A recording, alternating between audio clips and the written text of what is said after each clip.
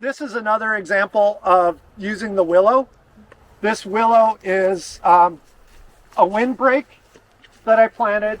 I planted 3 crops to make a windbreak. Our prevailing wind comes this way during the summer months. It was really drying out and harshing our annual areas. So I planted 3 layers of plants here. I planted Jerusalem artichokes on this edge.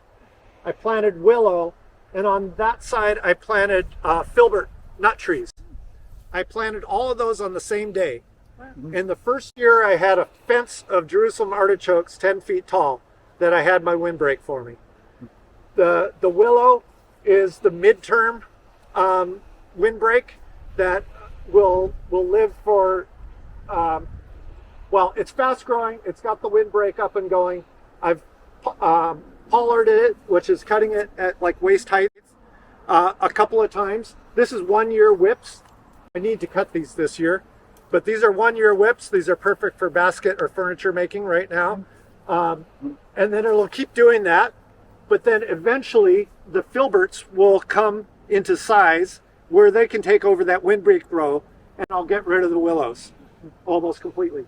And you can see the amount of biomass it starts putting down, building soil, building the fungal communities, which are more conducive to agroforestry kind of soil types. But this is fast-track succession. I planted them all the same day, planning for taking things out, and I got functionality year 1, and I'll have functionality year 50. Great. So have you built your swales by hand? I have built swales by hand. Otherwise, I also use a tractor. Yeah, okay. I was going to go, whoa, that's yeah, no, we'll come down and look at this. So this is another cover crop. I did just side this, and we are going to work up this ground and use it for the Sailor Seed Garden. I have never seen a volunteer autumn olive here. But you can see how prolific the flowers are, and the bees are just all over it. And it does produce a really, I think, tasty berry in the fall. It's a little red berry. It's pretty small, a little tart, but it's very high in pectin. And so I use it with jams and jellies to help it set. And it also makes an excellent meat glaze. It's like just beautiful. But it's primarily a pollinator plant. Nope, it's a nitrogen fixer, it's a pollinator, and it makes a delicious berry. So I'd say it's an all-star.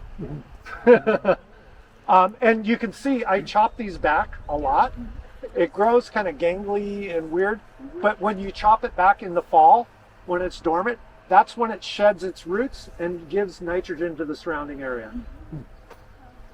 Yeah. So if you reduce its top growth, it in turn balances Yep. out its root And growth? it's one of these plants that are fast-track succession plants. So as these start competing with the ones I really want, which are the apple trees and the berry bushes, if it starts competing too much, I just chop it. And eventually I can take it out altogether.